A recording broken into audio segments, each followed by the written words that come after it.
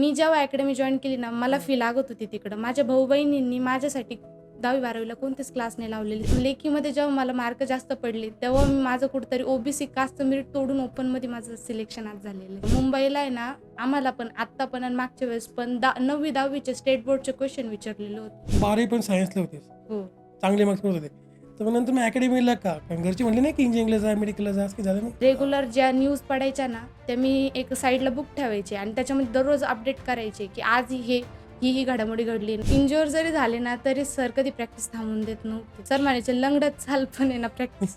नाही पोलिसामध्ये गेलं तर तुम्हाला हेच खरं महत्वाचं आहे ना, की तुम्हाला तिथं गिव्ह अप नाही करायचं. शक्यतो आहे ना प्रिव्हियस इयर क्वेश्चन पेपर जास्त वापरले पाहिजे. कारण काय होतं, की ॲज इट इज तेच कधी कधी प्रश्न आहे ना रिपीट पडतात. आपल्याला कळत नाही. कारण कसं आहे, बाहेरचं प्रोटीन पावडर वगैरे न घेता नाही. घरचंच आपलं Naturally. घरचंच हरभरे जे आवडेल ते तुम्ही ते भिजवायचं, ते खायचं, गूळ खायचा. त्याने आपलं डोक्याची कार्यक्षमता पण जास्त वाढते गुळ शेंगदाण्याने. की रात्री 12:30ला झोपले तुम्ही तर 5 वाजता उठायचंय परत. हो, 5 वाजता उठायचं. नमस्कार मित्रांनो, हॅलो गाईज, कसे आहात? मी प्रसाद तुमचं मनापासून स्वागत करतो द स्पेशल कोरोनामाडीच्या आपल्या एका धमाकेदार नवीन एपिसोडमध्ये. तर गाईज, स्वप्न बघणं खूप सोपं आहे, बरोबर? पण त्या स्वप्नाला सतत उतरवण्यासाठी जो संघर्ष लागतो, जी मेहनत लागते, तीच त्या माणसाची खरी ओळख असते. आज आपल्या स्टुडिओवर अशी एक लेक आली आहे, जिने तिच्या कष्टाने, तिच्या जिद्दीने, तिच्या चिकाटीने मध्यमवर्गीय एका कुटुंबाचं स्वप्न साकार केलंय. तिचे वडील मंडप व्यवसायामध्ये कष्ट करत असताना तिने सायन्सच्या पुस्तकापासून ते पोलीस भरतीच्या मैदानापर्यंतचा हा प्रवास पूर्ण केलाय. आज आपल्या शोध मांडण्यासाठी आहे वृषाली बुराडे, जिने तिच्या मेहनतीने पोलीस व्हायचं स्वप्न साकार केलंय.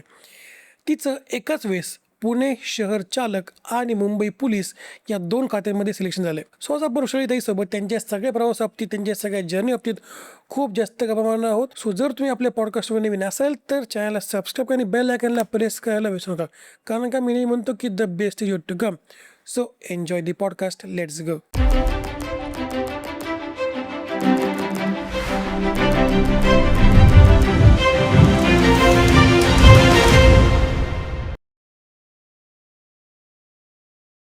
तर हॅलो वृषालीताई, तुझं स्वागत आहे द स्पेशल कॉर्नर मराठीवर. तर तुझं पहिल्यांदा अभिनंदन की तुझं पुणे शहर आणि मुंबई शहर पोलीसमध्ये सिलेक्शन झाले, बरोबर? तुझ्या रील खूप फिरलेत रावरीमध्ये.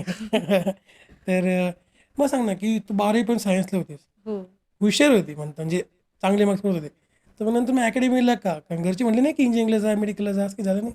नाही, पप्पा म्हटले ना, की म्हणजे 12वी झाल्यानंतर कोणता पण व्यक्ती नाही का, आपण इंजिनिअरिंग किंवा फार्मसी मग वगैरे सायन्सला करतो. तो हाच विचार हो. करतो. पण माझे पप्पा पण म्हटले होते, की "तू इंजिनिअरिंग कर, नाहीतर फार्मसी घे बाई." की पण माझं पहिल्यापासून 8वी-9वी पासून स्वप्न होतं, की मी पोलीस भरती करावी आणि तेच पप्पाला सांगितलं. पहिले पप्पाला पण भीती वाटली, पण पप्पांनी पण नाही का मला साथ दिली असं. आई वडील झालं किंवा तुझा भाऊ पण आहे किंवा आते भाऊ पण झालं, की मग यांचा सपोर्ट तुला कसा होता? जेव्हा तू सांगितलंस की मी इंजिनिअरिंग नाही करत आहे किंवा मेडिकलला जात नाही, मी पोलीसमध्ये जाते, यांनी कसं सपोर्ट केला? पहिल्यांदा सगळ्यांचे कसे रिॲक्शन होतं?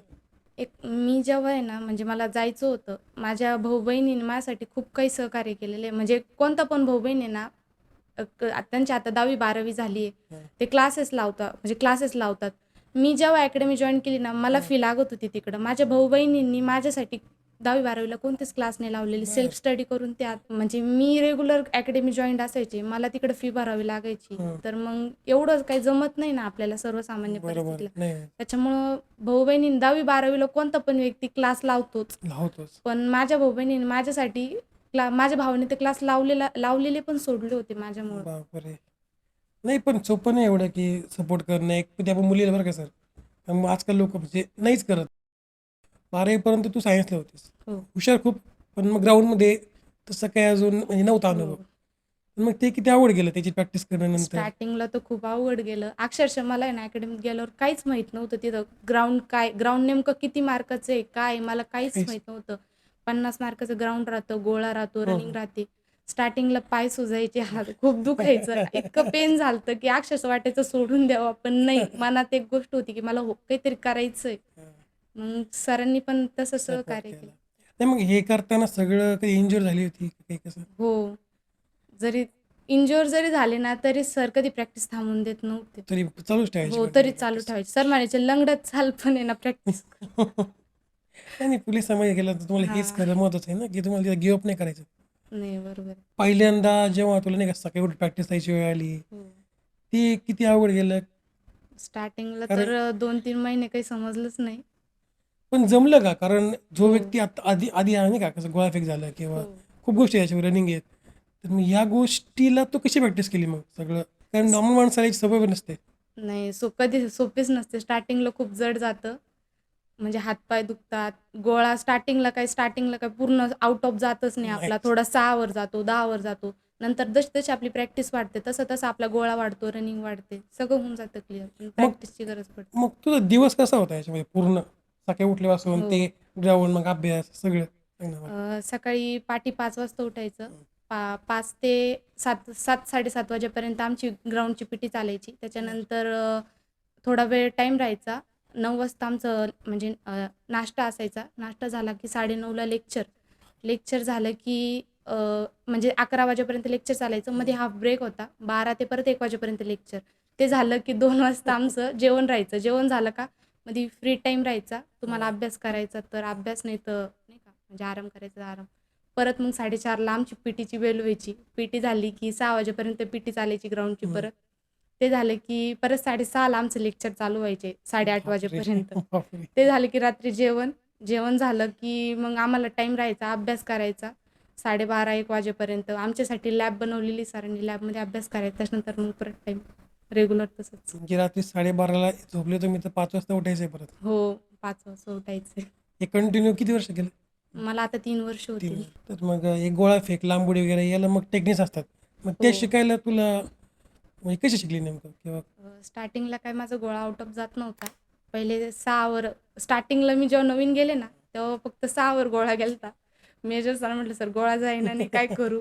दररोज सकाळी ना पीटीच्या आधी 5ला बेल व्हायची ना आमची पीटीची. हां, त्याच्या हां. आधीच मी लवकर 4:30लाच आहे ना जिममध्ये जायचे. डंबेल्स वगैरे मारायचे. त्याने काय झालं, की हातामध्ये पण जास्त जोर आला, ती गोळा ताकद लांब आली. गेला. हां, हां. प्रॅक्टिसमुळं हळू होत गेलं. होत गेलं. हो. मग आता ह्याच्यामध्ये डाएट वगैरे याचा कसा प्लॅन असतो? किंवा हो. अकॅडमीमध्ये गेल्यानंतर पर्सनली डाएट कसा राहतो? डाएट आपलं नॉर्मलीच राहतं. म्हणजे सकाळी पीटी झाल्यानंतर आहे ना आपलं ते हरभरे, शेंगदाणे वगैरे म्हणजे प्रोटीन टाईप. हो, प्रोटीन टाईप. ते बाहेरचं प्रोटीन पावडर वगैरे न ते घेता नाही. घरचंच आपलं नॅचरली. हो, घरचंच हरभरे जे आवडेल ते तुम्ही ते भिजवायचं, ते खायचं, गूळ खायचा. त्याने आपलं डोक्याची कार्यक्षमता पण जास्त वाढते गूळ बरोबर. शेंगदाण्याने. आणि मग बाकीचं बाहेरचं काही खाऊच देत नाही तुम्हाला? नाही, खाऊन नाही देत जास्त बाहेरचं. मग जेवण वगैरे नॉर्मलच असतं हो, जेवण आपल्यासारखं? नॉर्मलीच नॉर्मलच राहतं असतं.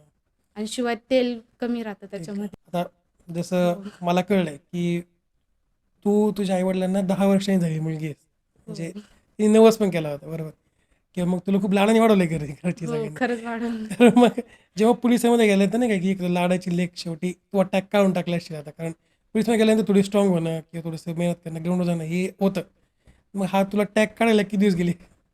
3-4 महिने मला पहिले समजायलाच लागले. 3-4 महिने मला पूर्ण कव्हर नेमकं पेपरचं पॅटर्न काय, कसं, कशाला किती मार्क राहतात, ते मला हां, स्टार्टिंगला काहीच माहीत नव्हतं. जसं-जसं समजत गेलं, प्रॅक्टिस करत गेले, तसं-तसं मला नाही का म्हणजे पुढं कव्हर पण होत गेलं आणि कळलं पण की पॅटर्न काय असतो नेमकं. मग तू हे जे म्हणजे पोलिसांमध्ये जो सिलेक्शन झालेलं आहे, ते कोणत्या एक्झाम थ्रू असतं किंवा त्याचा पॅटर्न कसा असतो एक्झामचा? पोलीस भरतीला आहे ना 150 मार्काचा टोटल पेपर राहतो. हां, 50 मार्काचं ग्राउंड राहतं, 100 मार्काची लेखी राहते. आता ग्राउंडमध्ये मुलांचं आणि मुलींचं, वेगवेगळं. मुलींपेक्षा हां, मुलांचं ग्राउंड हे दुप्पट राहतं. दुप्पट हो. राहतं. बरं. मुलींना गोळा म्हणजे आम्हाला आहे ना 3 हे राहतात. त्याच्यामध्ये गोळाफेक, हां, रनिंग राहते आणि एक 100 मीटरचा शूट राहतो. आता मुलींना 800 मीटर आहे आणि मुलांना 1600. बरं. मग डायरेक्ट दुप्पट केलं. आमच्या दुप्पट राहतं त्यांना. तर यावेळेस कट ऑफ तुझा किती लागला कसं? यावेळेस मला आहे ना, मी पुण्याला चालकचा टाकला होता. तर तिथं मला ओबीसीला 2च जागा होत्या. आता 2 जागा म्हटलं की कॉम्पिटिशन खूप भरपूर जास्त आहे. राहतं. हो, कारण लाखातून पोरं येतात. वाटलं पण नव्हतं. ओबीसीचं मेरिट आहे ना माझं 44 लागलं. म्हणजे कडाकाठोर मी तिथं बसले. हां, हां. आणि जेव्हा मी लेखीसाठी अपिअर झाले, तर मग लेखीमध्ये जेव्हा मला मार्क जास्त पडले, तेव्हा माझं कुठेतरी ओबीसी कास्टचं मेरिट तोडून ओपनमध्ये माझं सिलेक्शन आज झालेलं आहे. बरं. म्हणजे ओबीसी असून तुझं ओपनमध्ये सिलेक्शन झालेलं हो, आहे. ओपनमध्ये झालेलं आहे माझं सिलेक्शन. ही गोष्ट मोठी आहे कारण ओपनचं सिलेक्शन होत नाही लोकांना आणि सगळ्यांना शिवाय माहिती आहे. ओपनमध्ये माझं म्हणजे सर्वात कमी वयाची मी त्याच्यात. तुझं वय काय आता? मी 20 वर्षाची आहे, 2005 ची. हा अटेम्प्ट तुझा फर्स्ट टाइम होता ना? नाही, का हा सेकंड? अटेम्प्ट सेकंड होता. सेकंड. ठीक आहे, पण तरी 20 वर्ष. मग पोलीस भरतीचा जो अभ्यास आहे, तो थोडा वेगळा असतो एमपीएससीपेक्षा. नाही, एमपीएससी वाणीच राहतो. तसा असतो. सेम आयटीच. मग कसं असतं त्याच्यामध्ये काय काय? म्हणजे आता पोलीस भरतीला आहे ना, जसं एम-पी-एस-सीचा अभ्यास असतो ना, बाकीच्यांना वाटतं एम-पी-एस-सी म्हणजे वेगळी, काही नाही. एम-पी-एस-सी आणि सेम तसंच. अभ्यास आम्हाला पोलीस भरतीलाच राहतो. त्याच्यामध्ये आता इतिहास झालं, मॅथ झालं, मराठी झालं, जी-के, करंट अफेअर, हे सर्व सब्जेक्ट्स आम्हाला पोलीस भरतीला राहतात. आणि सांगता येत नाही की आणि बाकीच्या सर्व जिल्ह्यांचा म्हणजे नाही का पॅटर्न हा सर्व वेगवेगळा राहतो. मग आता करंट अफेअरच सगळ्यात मोठी गोष्ट येते की हो. लोकांना अभ्यास करायला अवघड जातं, कारण बाकीचे बुक्स अवेलेबल तरी असतात. पण करंट अफेअर्सचे बुक्सच अवेलेबल राहते. मग तू कसं केलं होतं? मी करंट अफेअरसाठी टेलिग्राम यूज करायचे आणि रेग्युलर ज्या न्यूज पडायच्या ना, त्या मी एक साईडला बुक ठेवायचे आणि त्याच्यामध्ये दररोज अपडेट करायचे, की आज ही घडामोडी घडली ना, पंतप्रधानांना हे नाही का पुरस्कार मिळाला आहे, हा माणूस इकडे गेला, हे सर्व नाही का दररोजचे अपडेट काढून ठेवायचे आणि ती दररोज आठवड्याला मी ते वाचायची. मग तू 12वीला सायन्सला होतीस. मग त्याचा कसा फायदा आला इकडे पुढे गेल्यानंतर? कोणते विषय सोपे गेले? काय काय विषय अवघड गेला? मला मेन म्हणजे ना आत्तापर्यंत इतिहास खूप अवघड जातो. मॅथ हा सब्जेक्ट मला पहिल्यापासून फेव्हरेट होता. अवघड कोणता गेला विषय? अवघड इतिहास. नाही, खूप आहे त्याच्यामध्ये वाचण्यासारखं. कसं सायन्सचा विद्यार्थी असल्यामुळे इतिहासात जास्त काही संबंध नाही नव्हता. नाही, आम्ही पण सायन्सचे विद्यार्थी. तसं सायन्स मॅथ्स आमचं चांगलं होतं. इतिहास म्हणलं की आमचं गेलं. एक वेळ नाही तर भूगोल थोडं आवडायचं. इतिहास तर म्हणलं की फारच अवघड. आता बघ मध्ये काय रील चालले होते नाही का, की MPSC मध्ये नाही का 7वीच्या 8वीच्या पुस्तकातले प्रश्न विचारले होते. हो. तसं पण होतं. हो, तसं पण होतं. मुंबईला आहे ना, आम्हाला पण आत्ता पण आणि मागच्या वेळेस पण 9वी 10वीचे स्टेट बोर्डचे क्वेश्चन विचारलेले होते. म्हणजे जे मुलं करतात ना, की शाळा थोडीशी आउटसाईड करतात आणि हां. अभ्यास बाहेरून करतात, तर मग त्यांना हे पुस्तकं वाचणं गरजेचं आहे. खूप वाचणं शाळेचे. गरजेचं. नाहीतर सगळं पोपट होऊन जाईल. तर माझा असा अंदाज आहे, की सगळा इतिहास कव्हर होतो 5वी ते हो, 10वीच्या खरंच इतिहासामध्ये. होतो. कारण कारण मी स्वतःहून पोलीस भरतीचा अभ्यास करताना स्टार्टिंगला 5वी ते 10वी पर्यंतची पुस्तकं वाचलेली इतिहास भूगोलची. पण खूप होतं ना, कारण हुमायूनपासून सगळे आपण ऐकलेले लहानपणापासून. पण एवढंच की नंतर आपण आता विसरू आणि तेच प्रश्न येतात मग MPSCला. तुझी स्ट्रॅटेजी काय होती अभ्यास करताना? कशा नोट्स काढायचे वगैरे काही सांगशील? मी शक्यतो स्वतःच्या नोट्स काढायचे. म्हणजे मला जे पॉइंट आवडतात ना, म्हणजे समजा मला मी आता मॅथमॅटिक्स हा सब्जेक्ट घेतलाय. त्यातलं मला समजा पर्सेंटेजचा चॅप्टर घेतला. मला ह्याच्यातले काही गणितं खूप लेंदी आहे. मला ते सुटत नाहीये. मी काय करायचे, एक वही करायचे मॅथमॅटिक्ससाठी किंवा जी-केसाठी सेपरेट.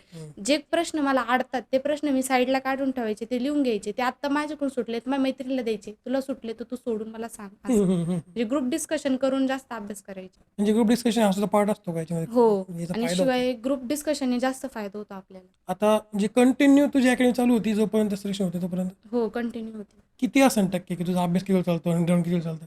2 टाईम ग्राउंड असायचं. पण बाकी अभ्यास. हो, बाकीचा सगळा अभ्यास. हे सोशल मीडियाचा काय मोबाईल वापरतेस? नाही, मोबाईल आत्ता पण नाही माझ्याकडे. अजिबात नाही. अजिबात नाही. तू फोन पण पप्पांच्या वरून घ्यायला. हो. अजिबात नाही वापरला आतापर्यंत. नाही, अजिबात नाही वापरला. इथून पुढे घ्यावं लागणार आता. आता घ्यावं लागेल. पण आता परीक्षेमध्ये ना खूप जास्त मटेरियल अवेलेबल असतं. पुस्तकं हो, वगैरे असतं. किंवा खूप जास्त नोट्स अवेलेबल असतात. मग तू कोणते यूज केले किंवा कोणते कळायला पाहिजे? जर कोणी बघते तर मग कोणते नाही कळायला पाहिजे? काय सांगशील? शक्यतो आहे ना प्रिव्हियस इयर क्वेश्चन पेपर जास्त वापरले पाहिजे. कारण काय होतं, की ॲज इट इज तेच कधी-कधी प्रश्न आहे ना रिपीट पडतात. आपल्याला कळत नाही. कारण कसं आहे, आता मी पुण्याचा पेपर दिला. आता त्याच्यामध्ये जे मॅथमॅटिक्स होते, त्यातले काही प्रश्न इतके लेंदी होते, की त्याला मला 3-3, 4-4 दिवस ते प्रश्न सोडवायला लागले होते. पण मी ते प्रश्न ऑलरेडी अकॅडमीमध्ये सोडवलेले होते 2-3 वर्षापूर्वी आणि तेच प्रश्न 2-3 प्रश्न मला तिथं आले आणि उत्तर मला डायरेक्ट पाठ होते. म्हणजे होत असतं ना की खूप जास्त जे मागचे प्रिव्हियस इयर्स हो, म्हणजे हो. मागचे 10 वर्षांचं पकडलं आपण, हो. तर त्यातले निम्मे प्रश्न ते होत असतील रिपीट. हो, होतात. पण मग याच्यामध्ये लॉजिकल रिझनिंग प्रकार आहेत. मग ते इम्प्रूव्ह करण्याकरता काय करता येऊ शकतं किंवा तू काय करतेस? मी शक्यतो आहे ना, आपल्याला काय होतं, की जे आपण अभ्यास करतो ना, तोच आपण ॲज इट इज जर रिपीट करत गेलो ना, ते डायरेक्ट आपल्या माइंडमध्ये सेट होऊन जातो. आणि हे होतं ना की ती पॅटर्न शोधायची समजा, तर हो. मग या गोष्टीत कशी इम्प्रूव्हमेंट केली तू? मी प्रॅक्टिसनीच केली. म्हणजे प्रॅक्टिस नाही होतं हो, प्रॅक्टिसने होऊन जातं. ते सेट्स वगैरे सॉल्व्ह करायचे. हो. ओके. मग जेव्हा तू अकॅडमीमध्ये प्रवेश घेतला असेल, त्याच्या आधी पण तिथे मुली असतील किंवा मुलं असतील बरेच नाही का, जे आधीपासून तयारी करू राहिले पोलीस भरतीची. हो. तुला असं वाटलं होतं का की हे आपल्या पुढे आहेत, आपलं काही सिलेक्शन व्हायचं? नाही वाटलं होतं स्टार्टिंगला आहे ना, मला सर्व म्हणजे काहीच माहीत नव्हतं ना आपल्याला त्याच्याबद्दल. तर मी स्टार्टिंगला गेले, मला सर्वच जण वाटायचं, होती ही लय हुशार आहे, ही लय भारी आहे, हिला लय जमतं. पण नंतर जसं आपण करत गेलो ना, तसं आपला पण कॉन्फिडन्स वाढत जातो. मग त्याच्यातून बाहेर कशी आली?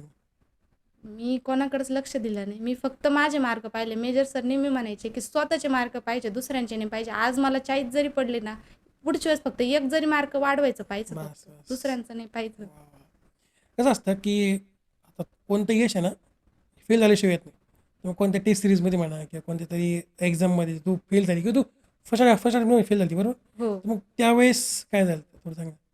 फेल होणं हे खूप अवघड आहे. कारण फेल झाल्यानंतर म्हणजे एवढे प्रॅक्टिस करणं, एवढं कष्ट करणं, पर स्वतःला आपण विसरून जातो आणि जेव्हा आपण फेल होतो ना, ती फिलिंग खूप भयानक राहते आणि त्याच्यातून उभारणं हे खूप अवघड राहतं. पण त्याच्यामधून मला नाही का म्हणजे परत मला अक्षरशः वाटलं होतं मी पोलीस भरती सोडून द्यावं. मी सोडणार होते. पप्पाला म्हटलं, "मला जमणार नाही पप्पा, एवढे प्रयत्न केले आणि मी आज हारले." पण मग आई-वडिलांनी आणि मला सरांनी खूप साथ दिली आणि परत मला या रस्त्यावर आणलं. तेव्हा आज कुठेतरी आज मी सक्सेस. वा. नाही मग या सगळ्या प्रवासामध्ये तुझे मग गायडन्स कोण होते. माझे आई-वडील आणि माझे गुरु मेजर राजेंद्र कडू पाटील. जेव्हा तू फर्स्ट अटेम्प्ट दिला होतास तेव्हा मग तू फेल द्यायचं कारण तुला आठवते किंवा काय चूक केली होती चुकी त्यावेळेस. काही नव्हती. एकच चुकी होती ती म्हणजे मनाची भीती. आपण म्हणतो ना मला असं वाटायचं म्हणजे मनात एक भीती होती, की मी एवढा प्रयत्न केला 100 ने 200% मी त्या गोष्टीसाठी दिले. पण मी जर का फेल झाले, तर मग माझं काय होईल? आणि त्याच गोष्टीने मी तिथं फेल झाले. म्हणजे भीतीमुळं मी तिथं गेले तू लेखी राहिलं होतं का ग्राउंड राहिलं होतं नाही, दोन्हीमध्ये पण झालते. पण जेव्हा आपला कट ऑफ लागतो ना, तेव्हा कमी तेव्हा झालं. कट ऑफमध्ये मार्क कमी पडले होते. तर पुढचे प्लॅन्स काय सांगू शकशील? काय विचार आहे पुढे काही अजून PS वगैरे काही हो, plans वगैरे? PSI व्हायचंय स्वप्नच आहे. बरं मग आता हे जे 2 ठिकाणी सिरीज राहिले हे कसं होतं मला तू सांग ना कारण स्पर्धा परीक्षा एकच असते म्हणजे परीक्षा एकच असते ना त्या कटानुसार असतं का कसं हां, असतं कट ऑफनुसार राहतं. कसं असतं कास्टनुसार कट ऑफ लागतो. जर पुणे शहर आहे आणि मुंबई हो. शहर आहे मग दोघींचं सिलेक्शन एकाच परीक्षेतून दोघांचं नाही, सिलेक्शन नाही, कसं नाही, होतं नाही. दोघे दोन्ही काय वेगवेगळे पेपर दिले मी. दोन वेगळे पेपर हो. आहेत बरं दोन्ही ठिकाणी वेगवेगळे ग्राउंड दिलेलं आहे. दोन्ही ठिकाणी वेगवेगळे पेपर दिलेले. बरं मला वाटलं होतं त्या की त्या एकच ठिकाणी एक्झाम आहे जाऊन ते त्याच्यात पण. तर मग या प्रवासामधल्या सगळ्या तुझा सगळ्यात जास्त अविस्मरणीय अनुभव कोणता होता? तू सांगते ना सगळी आमचे जे पेपर चालू होणार होते म्हणजे त्याच्या आधी ना सरांनी अकॅडमीत पेपर ठेवला होता आणि आम्ही म्हटलं आता 2-3 तास पेपरला जातील तिथं बसण्यापेक्षा आम्ही लॅबमध्ये सेल्फ स्टडी करत बसलो होतो. हां. आणि मेजर सरांनी अक्षरशः आहे ना ऊन होतं. उन्हामध्ये सरांनी उठवलं आणि ग्राउंडवर बसवलं. सर म्हटले, "तुम्ही पेपरला का नाही आल्या?" आणि आम्ही तिघी-चौघी जणी होतो आणि तिघी-चौघी म्हणजे जुन्या मैत्रिणी होतो. हां, हां, हां, हां. पेपरला गेलो नाही. सर खूप बोलले. अक्षरशः ग्राउंड पनिशमेंट दिली आणि तिथंच उन्हातच आमचा पेपर घेतला. पण पेपरचा फायदा इतका झाला, की तिथं 1-2 प्रश्न माझ्या तिकडे पेपरला पण पडले पेपरला होते. पण आले नाही म्हणजे एकच आहे ना की जे टेस्ट सिरीज वगैरे घेतात हो. अकॅडमीवाले ते तुमचे फायदे करतात हो, फायदा करतच राहतात. बरोबर तू काय सांगशील सेल्फ स्टडी चांगलं आहे का अकॅडमीत जायला पाहिजे अकॅडमीमध्ये जायला पाहिजे. कारण आपल्याला कसं होतं, की आपण ग्रामीण भागातले विद्यार्थी असतो. आपल्याला जास्त काही स्पर्धा परीक्षेबद्दल नाही का माहीत नसतं. पॅटर्न माहीत नसतो. त्या त्या गोष्टी ज्या आहे आयडिया काहीच गोष्ट ठाऊक नसते. त्याच्यामुळे आपण जाणं खूप मस्त आहे. मग तुला कशी हेल्प केली अकॅडमीने अकॅडमीने तर भरपूर सहकार्य केलं आणि शिवाय पेपर पॅटर्न वगैरे आपल्याला तिथं सर्व समजतं. ग्राउंड नेमकं आपल्याला कसं राहतं, की ग्राउंड हे मारल्याशिवाय काही होत नाही तिथं. त्याला एखादा म्हणजे टीचर लागतोच. मग आता हे कंटिन्यू 3 वर्ष करणं हे इतकं डिसिप्लिन ठेवणं सोपं आहे सोपं नाही. कसं ठेवलं एवढं कन्सिस्टंट कारण कसरच मागं लागायची उठा करा सकाळी डायरेक्ट टीचर यायच्या उठवायला छडी घेऊन. जर का उठलेलं नसलो ना, तर डायरेक्ट छडी मारायच्या. तर मग ज्यांना आहे ना स्पर्धा परीक्षा करायच्या त्यांच्यासाठी तू एक काय सल्ला सांगते की असं असं तुम्ही तयारी करा स्पर्धा कशी परीक्षा करायच्या असेल ना, तर शक्यतो प्रिव्हियस इयर क्वेश्चन पेपर जास्त वापरा आणि त्याच रिपीट करत जा. म्हणजे काय होतं, की प्रॅक्टिसनी माणूस आहे ना, खूप काही शिकतो आणि आपल्याला एका प्रश्नाचे 4 प्रश्न कसे करायचे ना, ते प्रिव्हियस इयर क्वेश्चन पेपरमधूनच कळतं. पण त्याच्यासाठी आधी बेस पक्का पाहिजे आपला. तो पक्का असला ना, तर प्रिव्हियस इयर क्वेश्चन पेपर सोडवायला काहीच म्हणजे हरकत नसते. पण मग अशी प्रश्न आला माझा ना की कसं असतं की ज्यांना पोलिसचं स्वप्न असतं हो. ते 11वी शक्यतो आर्ट्स म्हणा किंवा कॉमर्स घेतात तू सायन्स का घेतलं मग 10वीला माझे मामा म्हटले होते ते पोलिसात आहे. ते म्हटले आवडलं तर सायन्सच घ्या. सायन्सचा मला इकडे पण पोलिसाला खूप फायदा झाला. झाला आणि शिवाय फिजिक्स, केमिस्ट्रीमध्ये जे आपले बेसिक सब्जेक्ट म्हणजे त्याच्यात जे बेसिक जे प्रश्न आहे ते सगळे आम्हाला ॲज इट इज पोलीस भरतीला आहे. सायन्स त्या विषय असेल ना विज्ञान विषय हो, असेल ना आहे. 11वीला हां मग त्यामुळं बाकीच्यांपेक्षा तुझी तर ते जास्त असतं कारण 11वी हे सब्जेक्ट खूप स्ट्रॉंग आहेत जर कोण पोलीस भरती करायची तर कसं होतं का जनरली की मित्र आपण कोणी बनवतो हो. पोलीस भरतीच नाही स्पर्धा परीक्षा म्हणा किंवा कोणत्या क्षेत्रात चांगलं करायचं असेल तर मग मित्रांची संगत कशी असेल स्पर्धा परीक्षा करताना मित्रमैत्रिणी संगत खूप महत्त्वाची राहते आणि मित्रमैत्रिणी पण अशा असावे की त्यांना पण करण्याचं म्हणजे आपण जे फोकस ठेवलाय तेवढे स्ट्रॉंग ते हो पाहिजे तेवढे पण स्ट्रॉंग ते पण पाहिजे आणि त्यांनी आपल्याला असं म्हणायला पाहिजे भू तू आज अभ्यास करू नको उलट तो पण म्हटला पाहिजे की तू पण अभ्यास कर मी पण करतो आपण दोघं पण सक्सेस होऊ असं मित्र पाहिजे. वा तर सर पहिल्यांदा मला तुमची ओळख कोण देणार मी अर्जुन बुराडे राहुरी शहरात राहतो. माझा डेकोरेशन धंदा आहे, मंडप डेकोरेशनचा. तसं तुम्ही मंडप व्यवसायामध्ये बरोबर. तर मग जेव्हा मुलगी 11वी सायन्स घेते नंतर विषय होतो की आता आपण पोलीस भरतीमध्ये जाऊ, तर तेव्हा तुम्हाला काय वाटलं होतं स्टार्टिंगला की ती ती थोडी गोष्ट करू शकेल का असं वाटलं होतं? नाही, तिची 8वी 7वी 8वी पासून माझ्या मागे लागली होती. मला पोलीस व्हायचं, PSI व्हायचं. आता मिळायचो, आता 10वी नाही का, 8वी 9वी 10वी नाही का. हां मग आता लहान आहे, बरं ठीक आहे, आपण नाही का हां, ओके तोच ओके. आपण लहान म्हणलं शाळेत तर ते विद्या मंदिर प्रशालावर शाळेत शिकायला होती 12वी पर्यंत, बालवाडी ते 12वी पर्यंत तिथंच होती. तिथंच. आणि शिक्षक लोक मला तिथं गेलो का म्हणायचे याला खात्यात टाका, सरकारी खात्यात.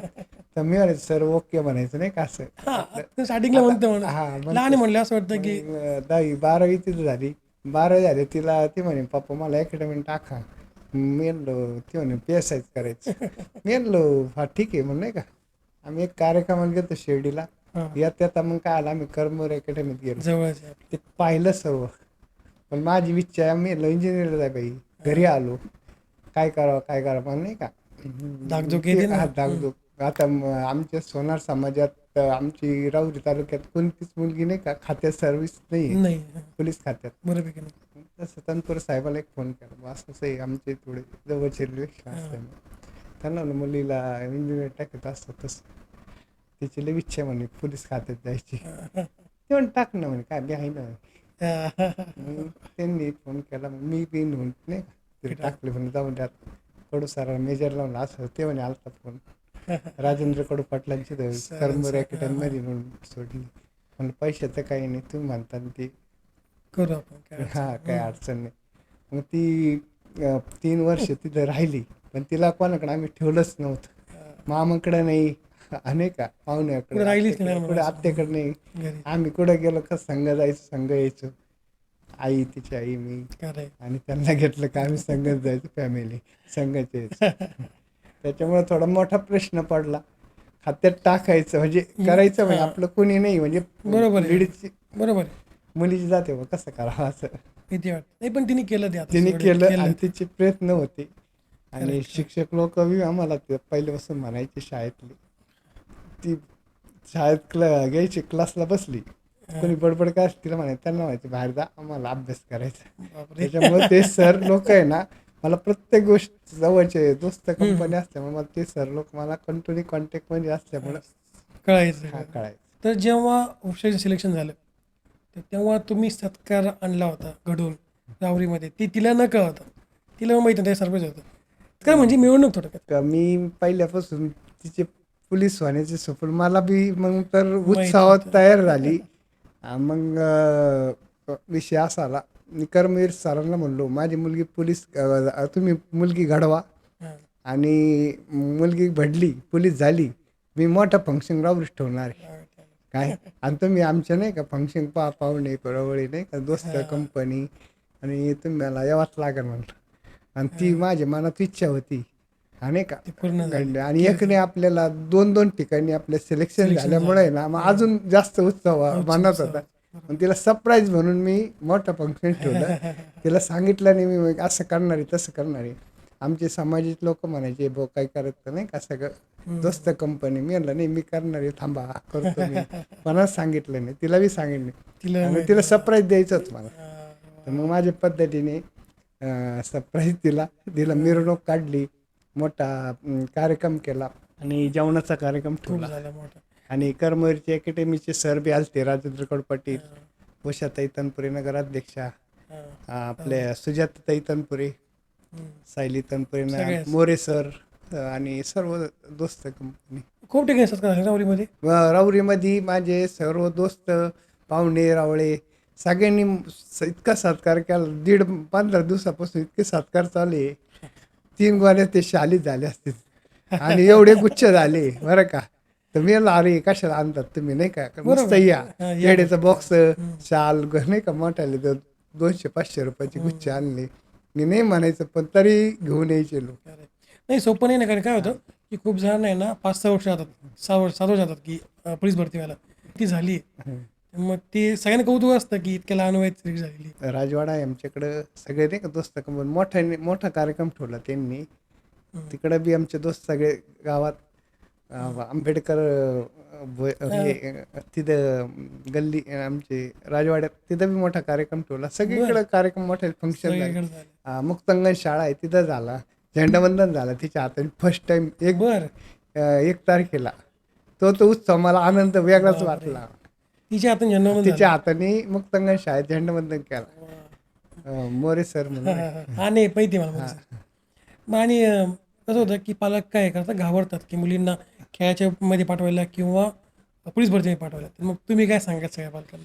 नाही मग माझे बी थोडं तिच्या मनाची नको करायला. आणि तिने चांगला निर्णय आहे. फक्त एक समाजाच्या दृष्टिकोनाने पाहून मी थोडंसं पाऊल पुढे थोडंसं मागं होतं ते. करायचो. पण दागदुगी आमच्या होती. सोनार समाज आणि मारवाडी समाजामध्ये आमच्या खात्यात लेडीज कोण नसल्यामुळं आम्ही थोडं मागं पुढे पण पाहिजे. चांगली गोष्ट पण आहे. नंतर मी म्हणलं जाऊन दे आपला मुलगा काय मुलगी काय आपल्याला आपले घडवायची आहे. हम्म. नाही का सगळे आपल्याला प्राधान्य भेटतात. शिक्षक बसून आपल्याला ते गुरु ज्ञान देतात ते आपल्याला सांगू राहिले. मग आपण कायला पाऊल मागे बरोबर. घ्यायचं? आपली तिचे कर्तव्य ना ते करू राहिले ना आपण तिच्या मागं राहायचं. पण आता असं काय राहिलेलं नाही की कोणती मुलगी का म्हणजे कुठे जाऊ शकते. आता काही नाही. मुली आता कुठे ॲस्ट्रोनॉट पर्यंत आहेत सगळे. पोलीस खात्यामध्ये आहेत. मध्ये PSI येऊन गेले आमच्याकडे नगरच्या प्रियंका आठरे म्हणून. खूप जास्त आहेत असे एक्झाम्पल आपल्याकडे की खूप मुली पुढे चाललेले आहेत. मग आम्ही प्राधान्य तिला दिलं आणि मी तिची ते म्हणून ती इच्छा पूर्ण पहिल्यापासून लहानपणापासून इच्छा पूर्ण केली. आणि ती सगळ्यात लाडकी होती माझी. आणि नाही ते कळलं आम्हाला की 9 वर्षाची होती आणि 10 वर्षांची झाली. नाही 7 वर्षांनी आम्हाला आज मुलगी आली. आणि तिचा आम्ही 6 महिने तेव्हा 2,500-3,000 लोका साहेब करून पंढरी मंगलकार कार्यक्रम केला. बापरे. हा हे बी विषय जन्माच्या वेळेस. जन्मात फर्स्ट टाइम लक्ष्मी आली. आणि ते आल्यापासून मला काही कमी नाही बरं अजून मी नाही पण ही फिलिंग वेगळी आहे ना सर. बरोबर की नाही की मुलं काय करतात आजकाल लोक की भ्रूण हत्या होते किंवा मुली नको म्हणतात. हे उलट वेगळं आहे की लक्ष्मी आली आणि खुश झाली मग जेवण दिलं. ही खूप मोठी गोष्ट आहे. मोठा बर्थडे केला मी 6 महिन्याची झाली ना. घरचे म्हणे मग देवाचे कार्यक्रम केले आमचे खंडोबाला नाही का. आमचं खंडोबाचं ठाणे आहे आमच्या घरी. पारनेर पाशी दैट निघून जा तिकडं एक तिचा नवसाचा कार्यक्रम केला. जागरण केलं. आमचं इथं म्हणजे वाढदिवस केला मोठा. नाव ठेवायचा प्रोग्राम ठेवला होता. म्हणजे एकदम फिलिंग त्यावेळेस बी ना असं पाहिलं नाही बा किती पैसे काय तेव्हा विषय केला. असं पाहिजे रे कारण म्हणजे नाराज नाही उलट खुश आहे आणि आम्हाला मुलगी पाहिजे. त्यावेळेस मला म्हणे आत्ताच लहानपणी 6 महिन्याची नाही एवढा खर्च करतो लागणार टायमाला कधी कशी मी ते नशीब कोणी त्यावेळेस कष्ट करायचे नाही. कष्ट करू आपलं माझा धंदा डेकोरेशन म्हणजे मी काय लय मोठा हाय पाय माणूस नाही. पण तरी बी आपले तेवढी इच्छा आहे ती आपण पूर्ण मानायची होती माझी. नाही काही नाही हायपे माणसं बघा शेअर सगळं म्हणजे आपण ते चांगले म्हणावं अशी परिस्थिती आहे. कालच्या बी कार्यक्रमाला एवढं मोठं सगळ्यांना नाही का खूप जणांनी response एकदम मोठं माझे दोस्त सगळे सहकार्याने उभे राहिले कार्यक्रम केला. एकदम पाहुणे रावळे सर्व खुश झाले. सगळे उभे राहिल्यामुळे सरांचं त्यांचे आभारही मानले. आणि कर्मवीरचे सर बी त्यांनी आपल्याला भरपूर सहकार्य केल्याबद्दल त्यांचे बी ते आभार मानले. त्यांचे सत्कार आधी ती पोलीस झाल्यावर मी त्यांच्या अकॅडमीत जाऊन त्यांचा सत्कार केला. तेव्हा मी पहिले म्हणजे लगेच आले म्हणे. मी तसं नाही तुम्ही घडवली म्हणले मुलगी पण तुम्हाला परत आमच्याकडे राहू रे यावं लागेल म्हणे. ते असतं ना की आपल्याला जास्त माहित नसते त्या फील्ड बद्दल पण ते सरांना माहित असतं किंवा त्या शिक्षकांना माहित असतं. शिक्षकाला माहिती असतं आणि त्यांना इथून पुढे बी त्यांचं काय असेल ना सहकार्य घेऊनच पुढे जायचं. ते होईलच पुढं आणि अजून पुढचे टप्पे बाकी अजून PSI व्हायचं. आणि त्या शाळेत शिकले त्यांनी त्या दिवशी आम्हाला निकाल कळाला ना तर त्या शाळेतले शिक्षक लोकांचा मला फोन आला. बुराडे आमचा आधी सत्कार आम्ही शिकवलं तिला तर आमचा सत्कार तुम्हाला आधी घ्यावा लागेल. म्हणलं सर आवडीतो मी तुमच्या शाळेत आधी येतो. काय शिकली 12वीपर्यंत ते सगळे शिक्षक लोकांनी तिचा आधी सत्कार केला तो लय मोठा अभिमान. आणि शेवट म्हणजे त्या शाळेत शिकली त्या शाळेत तिचा मोठा प्रोग्राम झाला. हे मोठा अजून मोठी गोष्ट काय म्हणजे आतापर्यंत तिने भरपूर वेळेस बक्षीस घेतले. ड्रॉइंगला हुशार होती. तिचा मेहंदी क्लास झालेला आहे. केक शॉपिंगचं झालेलं आहे. कम्प्युटरमध्ये फसालेली मल्टीटास्किंग म्हणजे सर्व गोष्टी तिने नाही का बक्षीसच घेत गेली. त्याच्यामुळे मला तिच्यावर गॅरंटी होती 100% खात्यात ओके होईल. त्यामुळे आपण म्हणजे डगमगायचं नाही. थोड्या अडचणीतून दिवस गेले पण ते कुठंतरी. मग आता या सगळ्या प्रवासामध्ये तुम्ही कशी तिला हेल्प केली किंवा तुम्ही काय काय सॅक्रिफाईस केलं कारण भावंडांनी फीज वगैरे क्लास लावले नाही. मग काय आलं 3 वर्षात थोडंसं 1 वर्ष मला काही नाही वाटलं नाही का. पण ती दुसऱ्या वेळेस ती मागच्या परीक्षेला 3 मार्कांनी गेली नसते. ती मेरिट जास्त लागलं होतं. ते 103चं मेरिट होतं 123चं लागलं. 20नी वाढलं होतं, नाही तर तिला 119 होते. 3 मार्कामुळं विषय म्हणजे ती लई नाराज झाली, जातच नव्हती. आम्ही म्हणलो मग तू करायचंच नव्हती, तू का ते केलं ना, आता जाऊन दे, पैसे जाऊन दे म्हणलं, आम्ही काहीतरी करतो ॲडजस्ट, पण तू आता अकॅडमी परत जॉईन कर. बळत तिला नेऊन घातलं, सरांसमोर बसवलं, सर म्हणे तिला समजून सांगितलं, करमीरचे राजनरकर पाटलांनी त्यांनी समजून सांगितलं, मॅडमनी समजून सांगितलं, जाऊन दे म्हणे मत म्हणे, पण तू जिद्द सोडू नको. मग ती परत पायावर उभी राहील. ती अशी राहिली ना, तिला आम्ही घरी नाही कसं घरी तिला अभ्यास म्हणजे फक्त सण सुद्धाच घरी महालक्ष्मी असतो, सणालाच फक्त घरी, बाकी हा नाही. मग दिपाळीच्या टायमाला बरं 2-3 दिवस आणायचं, नाही तर ती अभ्यास बनवती. आणि तिचं सरांनी कौतुक बी केलं. सगळ्या पोरी वेगळ्या म्हणे, तुमची मुलगी वेगळी, तिला फक्त अभ्यास आणि काही विषयच नाही म्हणे. खरं आहे. काय वा. म्हणजे रनिंग, अभ्यास आणि क्लास, अभ्यास आहे तोच. जिम, बस. तेवढंच ती डोक्यात. ती कोणा संग बोलणार बी नाही म्हणे. काय ते तेवढं मग शेवट आम्ही त्याशी सत्कार केला, सगळ्या दोन्ही मॅडम सरांनी आम्हाला एवढं कौतुक करून सांगितलं, तर आमच्या म्हणजे सांगायचं काही विषय बरोबर आहे राहिला. ना, एक काय फिलिंगच वेगळी आहे की मुलगी सिलेक्ट सगळ्यांना मित्र असतात, मैत्रिणी भरपूर असतात शाळेत, असतं. पण तिला आहे ना विद्यामंदिर शाळेत होती, तेव्हा बी 2च मैत्रिणी होत्या आणि इकडं बी 2च मैत्रिणी होत्या, आणि दोघींनी बी ना म्हणजे गडजी खून झाले. हा दोघींनी म्हणजे असं नाही, दोघी एका ठिकाणी गडजी खून आल्या. हा त्याच्यामुळे मग काय आनंद तो वेगळाच. जी टीम आहे पूर्ण तुमची, team. म्हणजे मित्रांची सगळ्यांचं आलं म्हणजे अजून फायदा. म्हणजे ते संघ पेपर गेले, ते दोघी बी आल्या आणि सारख्याच याच्या हिशोबाने आल्या. काय 132 काढायचं म्हणजे जोक नाही. नाही आणि 50 पैकी 124 नाही, 50 पैकी 44 काढणं बी जोक नाही. चांगले तिथं मी समक्ष स्वतः गेलतो यावेळेस तिच्या संघ. परिस्थिती पाहिली, मी आपण मकर याच्यात टाकलं. आहेत ना माझे मित्र आहेत ना, असे उलटे पालटे लेकरं पडायचे, आणि आपली मुलगी आहे, दुसऱ्याच्या मुली बी ते आपल्या मुलीसारखे, पण माझ्या अक्षर डोळ्यात पाणी येत होतं. मी आपण लई चुकी केली म्हणलं, पण नशीब ती बाहेर आली, मला म्हणे पप्पा 44 रनिंग मध्ये. मग त्याच्यावर मेरिट लागलं. एवढं करून लेखीमध्ये तिला चांगले लेखीमध्ये बसली ती 44च्या मेरिटवर. मी खूप जणांचं बघितलेलं आहे की भल्या भायांची सिलेक्शन होत नाही 90 मध्ये, 100 पैकी 90 काढली. त्याला आनंद, मग तो अजून उत्सव, ती ओबीसीचं मेरिट तोडून ओपन मध्ये निघल्यामुळे आनंदच ती वेगळा. वेगळी आहे ना की ओबीसी मध्ये असून तुम्ही ओपन मध्ये जर नंबर निघाला काय अजून. आणि दोन्हीकडे नंबर चांगले, म्हणजे मार्क चांगले असल्यामुळे दोन्हीकडे सिलेक्ट चांगली झाली, आणि तिचं कौतुक करायसारखंच एवढं झालं. आणि ती 100% सगळ्यांच्या तोंडात, म्हणजे गावात सगळीकडं सरांच्या, ती PSIच होईल. नाही होईल लवकरच होईल. आणि तिची जिद्द इतकी मेहनत असेल तर मग तिने नक्कीच जिद्द ती तशी त्यातल्या ठेवलेली. ती आता ही जिद्द, तिला म्हणलं पोलीस खात्यात गेलो तर आपल्या PSI व्हायला काय अडचण येणार नाही, तुला मार्गदर्शन चांगलं भेटेल खात्याचं. नाही आता अजून मिळेल ना तिथं जॉईन झाल्यानंतर. मग असं तिला मग सांगायचं, मी नुसतं सांगायचं, पण तिने आज दोन्ही करून दाखवलं. बघ हे केलं नाही का, नोकरी लागली दोन्ही ठिकाणी, त्याच्यामुळे तिला आनंद, अजून उत्साह वाढला तिचा. आणि 100% ती राहुरी शहराचं नाव नाही का लोक 100% असं PSI झाली की परत भेटू आपण वृषालीला घेऊन. थँक्यू सो मच वृषाली, तुम्ही इथं आलीस, थँक्यू सो मच सर. आणि हा प्रवास खूप जणांकडे इन्स्पिरेशन राहील की सायन्समधून एक मुलगी येते पोलीस भरतीमध्ये, पोलीस होती. तर हा प्रवास थोडासा एक वेगळा आहे, कारण मी आता कधी पाहिलेलं नाही की सायन्सची मुलगी एकीकडे येते परत, म्हणजे पोलीस भरती किंवा स्पर्धा परीक्षा म्हणतात. हां मी पण केली स्पर्धा परीक्षा, पण सरळ सेवा म्हणा किंवा MPSC करतात मुलं, पोलीस भरतीमध्ये खूप कमी येतात सायन्समधून. So thank you so much. So that's it for today guys. जर तुमची स्टोरी, तुमची गोष्ट इतरांना प्रेरणा दिली अशी असेल, किंवा तुमचा कोणता शटअप असेल, किंवा तुम्हाला कोणत्या विषयामध्ये सखोल ज्ञान असेल, तर तुम्ही मला या खालच्या नंबरवर व्हॉट्सअप करू शकता, किंवा कॉल करू शकता, किंवा ईमेलवर मेल करू शकता. आणि जर तुम्हाला पॉडकास्ट आवडला असेल तर लाईक करा, चॅनलला सबस्क्राईब करा, बेल आयकॉनला प्रेस करायला विसरू नका. कारण का मी नाही म्हणतो की the best is to come. आणि हा पॉडकास्ट तुम्हाला कसा वाटला मला खाली कमेंट करून नक्की सांगा. सो भेटूया एका नवीन एपिसोडमध्ये एका नवीन गेस्ट सोबत. तोपर्यंत see have good and bye.